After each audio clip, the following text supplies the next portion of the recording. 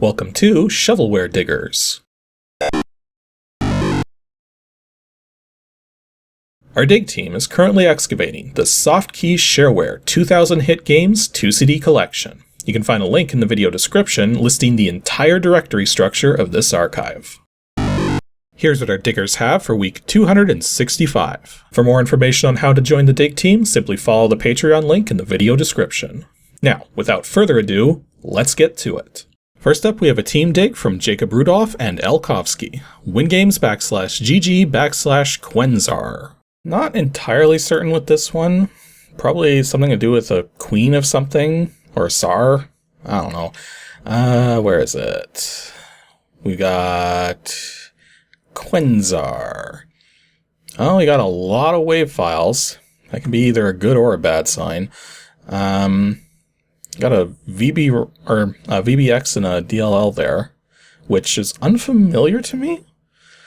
Like, I mean, I'm used to seeing like VBXs like VB Run 300 or 3D, but MHCM200 and an MH Run 400.dll, no idea.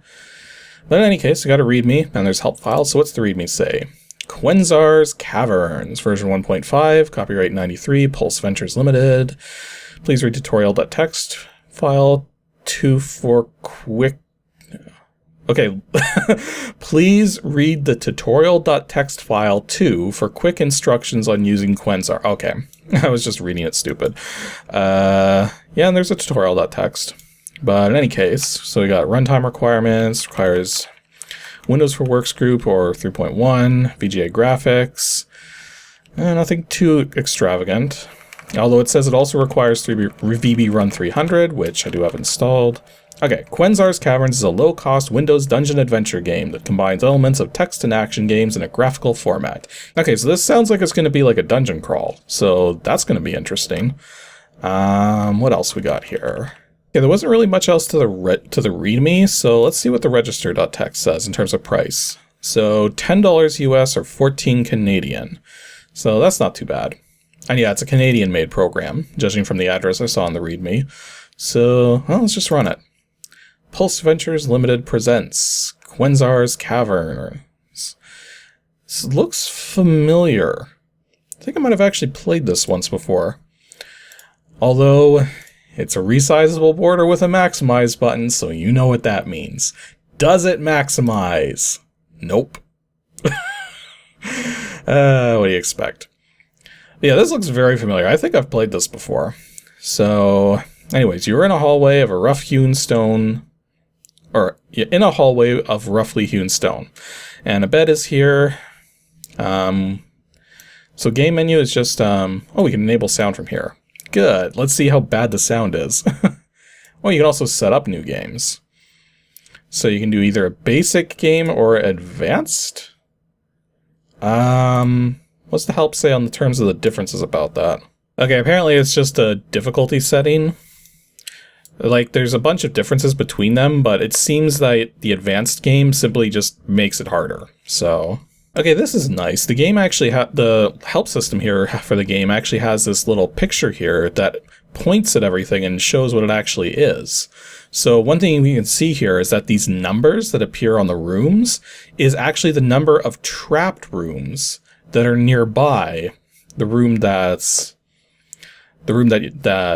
is highlighted. So you see the 1 here means that there's a trapped room somewhere in the vicinity of that room. So that's interesting.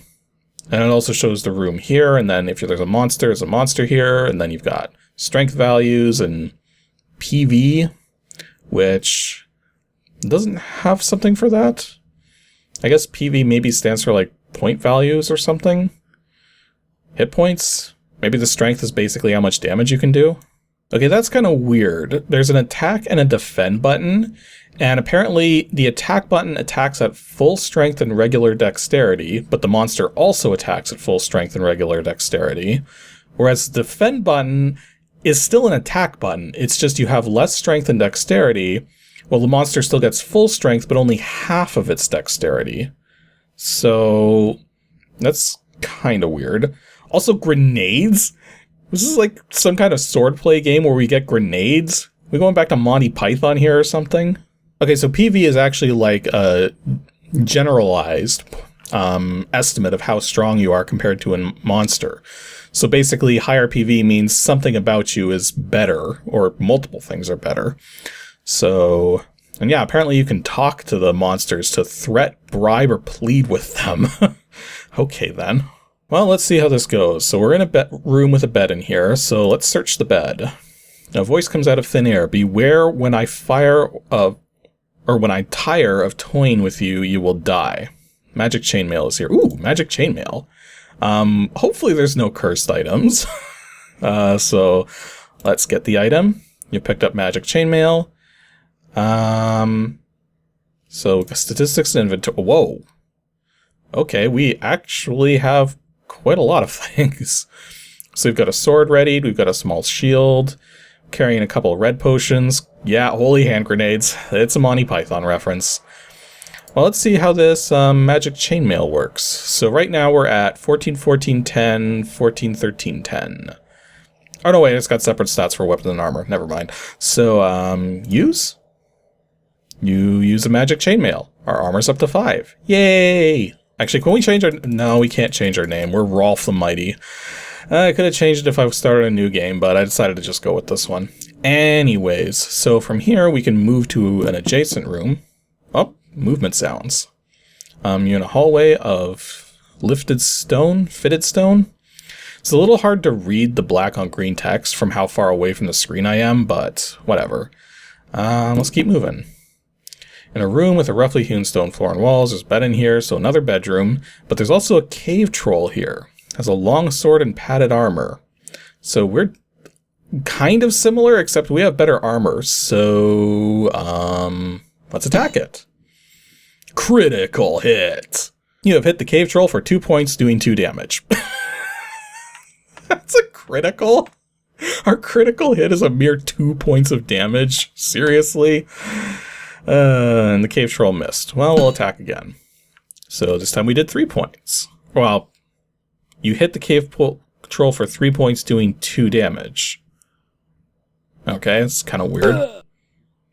And the cave troll just hit us for 12 points, doing 6 damage. What? Okay, wasn't expecting that. Here, have a grenade. Okay, yeah, that battle went weird. Oh, you know what? I just realized he had a long sword, not a regular sword. Okay, you know what? I'm going to pick up that long sword. I'm going to go to my inventory. I'm going to arm that long sword. And that gave us 1 extra point of weapon. How did that troll do like freaking 12 points of damage? Oh, and there's a Medusa in here. And this Medusa looks, well, not super strong. Only got 9 strength points. PV of 20. You can try attacking it. Well, Medusa's trying to turn us to stone, so that's not good. We attacked with 5 points and did 0 damage. That's probably not good. We can't talk to this monster. Can we flee? We did not escape the Medusa. Let's try again. Okay, so we've disengaged, which means we're now allowed to leave the room. Good. So nothing in here, but there's a trapped room nearby, so gotta be a little careful. And, of course, we're not, so we hit the freaking trap. At least there's no trap rooms next to this trap room. Although, there is an oak desk in here, with a copper ring. Also, a voice comes out of thin air. Gather my treasures, you will need them to face me. Oh, that's a weird way to threaten me. Well, let's get the copper ring, and let's see if it's actually worth anything. Your dexterity increases. Ooh, modified dex of 12. Well, I set off a trap trying to look through this ornate altar, but it did 0 damage, so I don't care. And there's a dragon shield, so I'm getting that. Oh, right, I've got these red potions, so I'll probably use one to get my strength back, shouldn't I? Yeah, there we go, back up to 14. Well, there's a goblin guard in here, but this goblin guard is pretty well armed. Longsword, small shield, chainmail armor. I got a lot more defense now, though, so attack. I did 0 damage. Okay, so the Goblin Guard hit me for 13 points, but only did 2 damage, so that's interesting. I'm still gonna just do normal attacks. Okay, that time I did 4 damage. So there is some randomness to this from the looks of it. Okay, I actually defeated the Goblin Guard and got 1 gold. This game is weird. It's like giving me all this really great equipment and then giving me weird numerical bonuses and stuff. I don't know. Okay, that's interesting. I went to search the room and it says you have spotted a falling rock trap. Do you wish to disarm it? Yeah. You have disarmed a falling rock trap and there's an amulet. Why would I not disarm it? If I guess maybe there's a chance to fail. Like maybe if I said no, it wouldn't even attempt to get it. But then a part of me is thinking if I said no to disarming it, I just set it off anyways. I don't know. Anyways, get the amulet, go to our inventory. So, our current strength, dex, and intelligence is 12, 10, 10. And 5 and 8 for the armor. So if I use this, you wear an amulet of life. It gives you a reassuring feeling. Huh. I'm guessing maybe this is like something that'll revive me if I die. That'd be cool. It's like I've only explored a few rooms here, and this game's given me a lot of features already. Like we found so much stuff and everything. So it's almost like, you know what? This kind of almost feels like a compressed dungeon crawl. Like, I don't know if anybody remembers this, but there was a point in time in the days of Windows 3.1 where LucasArts had come out with a couple games based off their Star Wars and Indiana Jones licenses, where they were basically dungeon crawls, but they were like mini dungeon crawls. So every time you booted them up, you'd get like this mini adventure that was completely put together at random. It was something that you could do quickly. And that's kind of what this feels like. This feels like it's a mini dungeon crawl. It's not meant to be an adventure you go on for hours at a time or days at a time, like with something like Angband. But instead it's something you sit down and you play it for like an hour or two, and there you go, you've got your adventure. Maybe even faster once you know what you're doing, because I'm here trying to learn everything and explain it all. And I still have memories of playing this before, but it's just, that's the thing. I only have the memories of playing it. I don't remember anything about playing it other than just the look of this screen here. But for what is a $10 game, 14 Canadian, this would have been pretty decent for the time for that price. So yeah, definitely one to check out. Next up, Richard Ward has dug up DOSGAMES /PD1 /Pentablocks. Okay, this is either going to be pens at a table or pentagon blocks or something like that. I don't know. Well, the files here say Pentablocks, so I think my second thought there, pentagonal blocks of some kind. Although we have a file id.dis, so type file id.dis. Pentablocks is a puzzle game with 12 unusual pieces and 2,339 unique solutions. So a lot of solutions. Pieces may be rotated and flipped for placement using a handy toolbar and the drag and drop interface. No timer, no falling pieces as in Tetris games, and your solutions can be saved to a file for future reference. Huh. So it's going to be a puzzle game of some kind. Well, let's see what we got. So let's go edit Well, it would help if one of my hands was at the right position on the keyboard. Pentablocks.doc. Hang on, this says it's for Windows 3.0 or 3.1. What's it doing in the DOS folder? Really? If I go to run this, are we gonna... Yeah, program must be run under Microsoft Windows. Okay, back to Windows. Okay, we're in Windows again. Let's see if this works out properly. That means this is a Windows help file, doesn't it? Yup. Oh. Okay, I was thinking for a moment that this would be like the, like the game where you're matching the sides, but looking at this piece here, I think this is more going to be like, Daily and Opus on the Game Boy, where you're fitting pieces into a grid and you have to get them all in there. Okay, well, let me take a quick look at what the mouse controls are, just in case. So, select a piece and pick up it would help if I could speak. Selects and picks up a piece. Drag the mouse, move to select the piece, release to release the piece. Left button double click rotates the selected piece 90 degrees. And then shift left double click rotates the other way, and control left double click mirrors it. Okay, that's probably really good to know, because I would almost think you would put those on the other mouse button.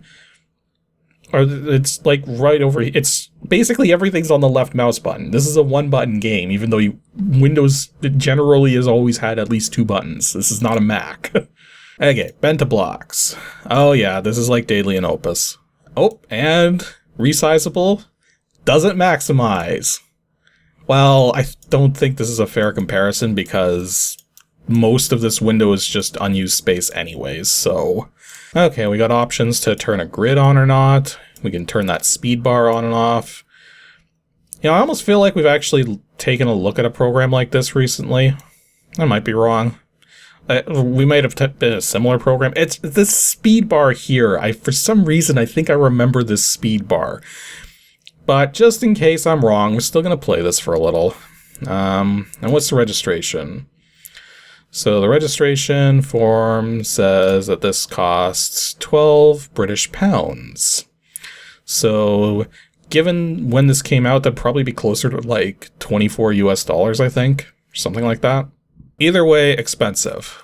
And I would think that these other board sizes are simply locked off based on if you're registered or not.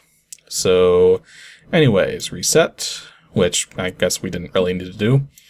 Now you just click and drag. And then we can also double click to rotate, or shift double click, or control double click. So we definitely have options for getting these pieces to move the way we want them to. See, I'm not super terrible at games like these, but if I make any particular mistakes, it often takes me like forever to recover from them. So I seriously doubt I'm actually going to successfully clear one of these boards right now, but still gonna try. Just in case. Because yeah, what tends to happen when I play games like this is that I'll get into a situation where I just need one more piece, but it's a piece that I've already used. So that's not going to work. Yeah, see, here's the situation I was talking about. Like, I need this piece, but I'm already using this piece. So I could definitely solve this with enough effort. It's just, I'm not going to do that right now because I have other games to look at. Or, well, one other game to look at. So yeah, that was Pentablocks, just another one of those games you're trying to fit all the pieces together and fail miserably because you're trying to commentate and do it at the same time. Although, you know, I'm kind of close here. Maybe. Probably not. Although, yeah, once again, if I had 2 of these, I'd be fine, but nope, only got the 1. Oh well. And last up from Christian Topnik is DOSGAMES /arcade /Drac LR41. I'm almost thinking Dracula's Lair or something like that. DR info, DR pack, read, reg, resp, vend. Drac Clore. Okay, probably not Dracula's Lair. Also, that is a very small COM file. Do we even have a game here? This almost seems like it would be too small, especially for something from 1992. What's file ID.diz say? So, Dungeons of Draclore, version 4.1. You are Binkley, the bravest explorer of all time. You'll soon begin the most dangerous campaign of your life to search for the Fountain of Life. Legend has it that the fountain is located in the lost Fire City of... Okay, I know I'm bad at pronouncing names, but at least this time it's a name of something fictional, so I don't have to worry if I mess it up.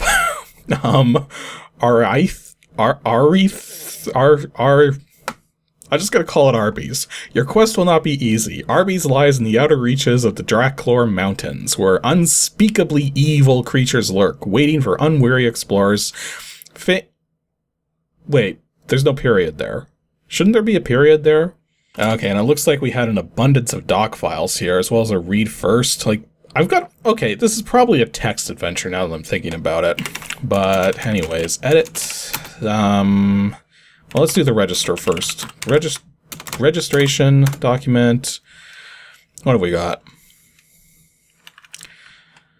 Well, apparently this goes to a Westworld Computer Services, and the registration is $14.95, so $15. And additional shipping, so $3 shipping or $5 shipping if it's outside of the US. Okay then. Although I did find an author name here, Mark Neri. Or Neri? Neri or Neri, one of those two. Yeah, none of these documents, I've looked through almost all of them, none of these documents seem to contain any information about actually playing the game. It just makes it even more likely that it's a text adventure. But even text adventures usually have some kind of information about how to play. Like, even this doc file doesn't have anything. Oh, whatever, here we go. DRGO. So, bad commander file name, strike any key when ready, and then it goes into it? What? Anyways, so I guess this isn't text adventure. Well, it's in text mode, but given the fact that we're going to be using the arrow keys to move man and spacebar to shoot and lift, it looks like everything's going to be happening in like a playfield of some kind. Oh, we do have an instructions page. Good. So, oh. Hello. We actually have modified text characters. Because we are definitely still in text mode, and that is definitely not standard text characters at the side there. Interesting. So this is Binkley. You should move him using the arrow keys, press the spacebar to shoot a fireball, defense against the creatures of Drac lore. To rotate Binkley without moving him, hold down the left shift key while pressing an arrow key. Interesting. So we also have to worry about which direction we're facing in. So Binkley can dig his way through plain dirt like this because he carries a pick and shovel. Other creatures, however, cannot pass through it. And only green crawlers, blue sentries, and red chasers can eat away this possessed dirt? Possessed dirt.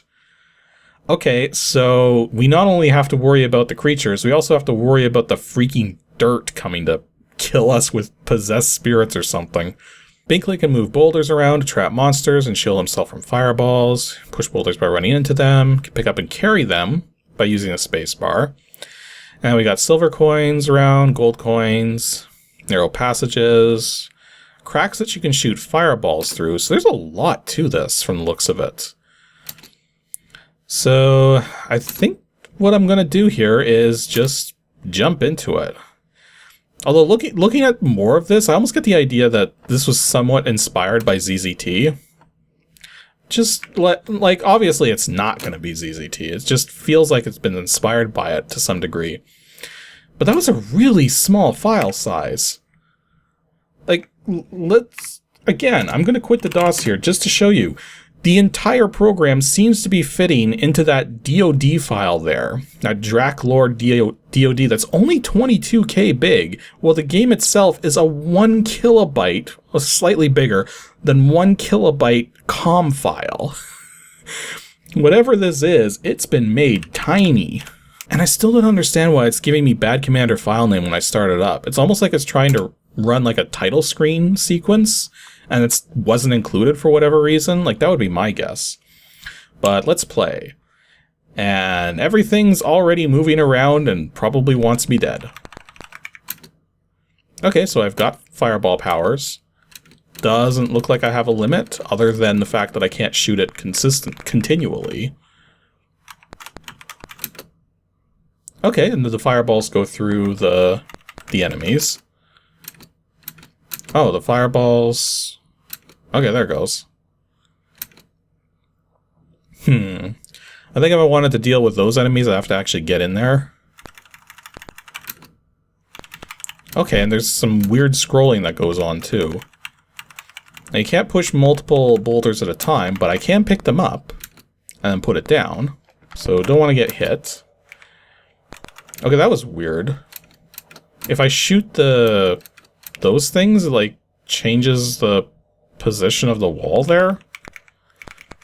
Oh, well, got some energy there. Whoa. Okay, so those walls kind of move me automatically. There's something in the way there that I can't seem to get through. Okay, so let's get into this room now. Kill 2 enemies with 1 fireball, although we can't pass through this possessed dirt unless we actually have an enemy follow us to it. Like, I'm going to guess that if I do that, then the enemies are gonna... Yeah. Oh, they can't pass through that wall there, though, for some reason. Huh. Again, this room seems a bit weird because it looks like there's these special invisible walls that only show up sometimes. And I just noticed that in the bottom right corner, it's kind of like a map, sort of. It just shows your general position as opposed to an actual map of everything. Okay, this blue thing is just standing there and not doing anything. So what's the deal with it? Oh, it's not an enemy, it's a helmet. Okay, kind of slightly weird for a helmet, but whatever, I'll take it. Yay, I've got a helmet! I don't know what it does for me, but yay! And I just realized that what's going on here is that these little green creatures are constantly being spawned in. Not to mention there's some possessed dirt here that's blocking this green stuff, which I'm going to guess if that gets free is going to start spreading. So I gotta be really careful here. Okay, I just realized that even though it's using the BIOS keyboard handler, it's doing a special thing so that when you let go of a key, it immediately removes everything you've buffered. So that way you can hold keys down without it being too big a deal, but you still gotta be careful about it. Okay, this room looks exceedingly dangerous. Because I could go for those coins, but I'd probably get massacred by those turrets. Although there's that red potion in there. What's that do? So red potion, invincibility potion, protects Binkley from losing any energy while the potion's active. Press I to use. Okay, so if I spend 20 coins, I can get the red potion. And then if I hit I, make me invulnerable, I can get my coins. And now what? Now I'm in real trouble. Also, the potions run out. Oh, wait. There we go. So the turrets themselves didn't do any damage, but I have to hope I don't have to go back that way. Okay, so that's interesting. Going through this little grating here is definitely taking me to a completely different map. But it's like both maps seem to remember the state they were in. Which is, again, is just like ZZT. So yeah, there's definitely some ZZT influence going on here. Yeah, that's Dungeons of Drac lore. This is actually pretty interesting for what it is. I would hope that the registered version would have a level editor. I say I would hope, but I've got my doubts just based on how this is going. Like, one thing I've noticed here is that everything is capitalized. There are no small letters anywhere, and I have a feeling that's because they're using the entirety of the character set, save for the capital letters, to have all of these fancy graphics here. Because again, this is definitely running in text mode. But yeah, not a bad little game for sure. And I do mean little. I am still surprised at how little space this game takes up for what it's doing. So yeah, another one worth checking out.